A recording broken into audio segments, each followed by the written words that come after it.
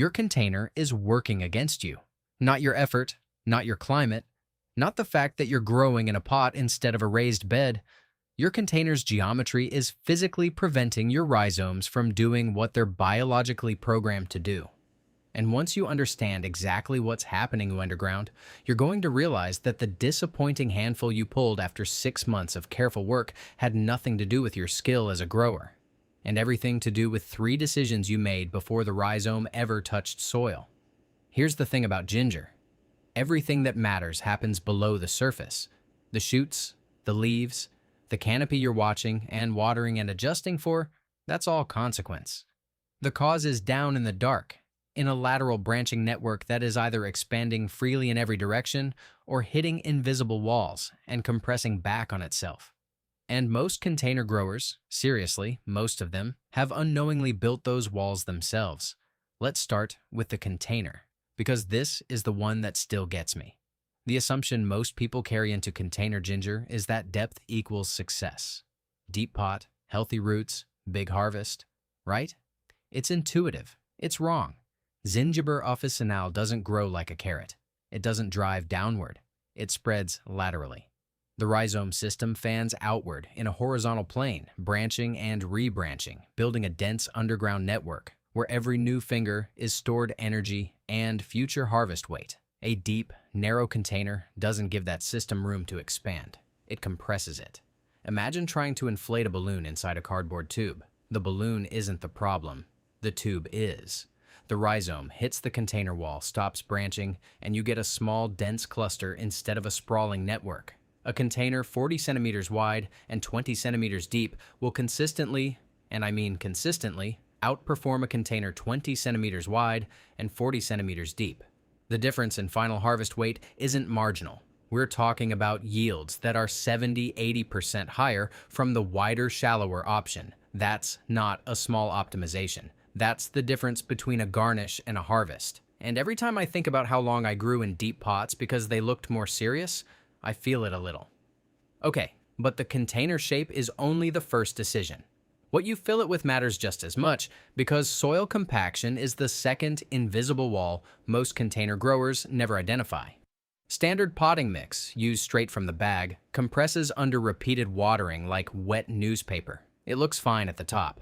Underneath, it's packing down into a dense, restrictive medium that the rhizome physically cannot push through to branch laterally. You water, it compacts, the rhizome slows, and you've attributed the poor yield to insufficient sunlight or the wrong watering schedule when the real problem is underground physics. The fix is aeration, and it's specific. Mix your potting base with 40% perlite, not 20, not a handful, 40%, combined with a layer of fine bark at the base of the container to keep the lower zone structurally open for the duration of the growing season.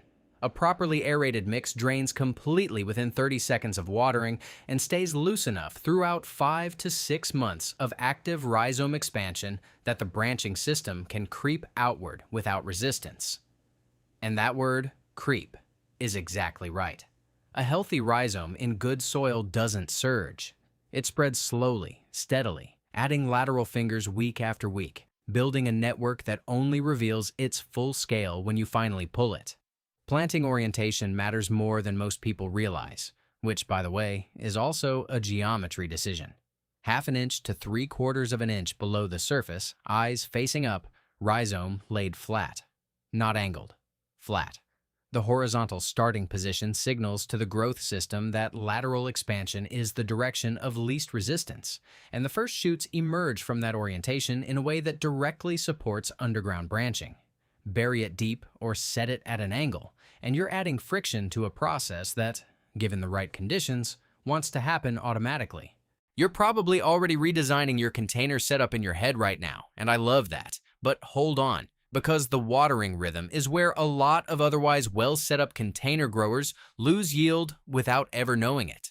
Ginger evolved in a tropical monsoon environment, not a drizzle environment. A monsoon environment, which means deep, thorough saturation followed by a genuine drying out period before the next watering. What most container growers do instead is frequent, light surface moisture. It feels attentive. It's actively counterproductive. Surface moisture keeps the top inch of soil wet, while the lower rhizome zone dries out inconsistently. And the underground system responds by conserving energy and slowing lateral expansion, days before you see any above-ground sign that something is wrong. By the time you notice browning leaf tips, the rhizome has already been pumping the brakes for a week. Deep watering, then wait. Let the container approach dryness before saturating again. And if you're growing in a warm climate, 1 to 2 inches of wood chip mulch on the soil surface will extend your effective watering interval by 30 to 40% while keeping soil temperature stable, which matters because rhizome expansion slows measurably in containers that heat and cool rapidly through the day. If you're still here and you're already mentally reconfiguring your next planting, which honestly good, hit subscribe because we go this deep into yield optimization every single week.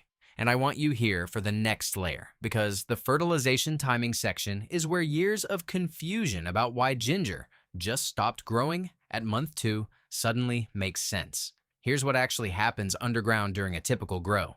Weeks 1 through 4, the plant is establishing shoot emergence and building its first energy reserves. Nutrient demand is low. The rhizome is not yet branching aggressively. If you fertilize heavily at this stage, which feels logical, you want to support the plant, you're pushing shoot growth when the underground system isn't ready to use that energy productively. Wait until you see multiple shoots and genuine canopy density, and then the plant is signaling that lateral branching is underway.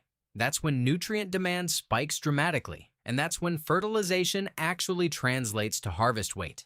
Use organic granular fertilizer over liquid. The reasoning is specific. Granular releases slowly over 6 to 8 weeks in a pattern that matches the rhizome's steady, continuous nutrient draw. Liquid fertilizer spikes and drops. The underground system doesn't work in spikes. It works in sustained draws, and a fertilization rhythm that doesn't match that curve produces inconsistent lateral growth, even in a perfectly set up container. The last thing most people never hear about, and I cannot stress this enough, is that you don't have to wait until the end of the season to harvest. Partial harvesting, done right, can actually increase your total seasonal yield. At 4 to 5 months in, when you see yellowing at the lower leaves and the canopy has reached full density, you can snap individual outer rhizome fingers away from the main network, and the remaining system will respond by continuing to branch into the space left behind. You're not ending the harvest, you're extending it. And the rhizomes that remain underground, they keep producing. The main stalk can be overwintered in barely moist soil in a cool location and brought back into active production the following season without starting from zero. You're not replanting, you're continuing. What that system produces, if you've made the right container decision, built the right soil structure, matched the watering rhythm, timed the fertilization, is genuinely more than most people expect from a container plant. A well-optimized 40-centimeter wide container can yield enough fresh ginger root over a single season to dehydrate and grind into months of ginger powder. Slice it, dry it at 50 degrees Celsius for 6 to 8 hours. Grind it, and you have a kitchen staple you grew from a pot on a balcony. That's not a hobbyist result. That's a functional harvest. And look, that's the thing that keeps bringing me back to this. The gap between what most people get from container ginger and what the plant is actually capable of producing isn't a gap in effort or attention or care. It's a gap in understanding what the rhizome is trying to do underground. Once you understand the lateral expansion physics, the soil structure requirements, the moisture cycling, the nutrient demand curve, once you understand the system below the surface, the harvest above it stops being a surprise and starts being something you can plan for, predict, and consistently build on. Before we close this out, drop a comment and tell me what size container you're currently growing in and what your last harvest actually looked like.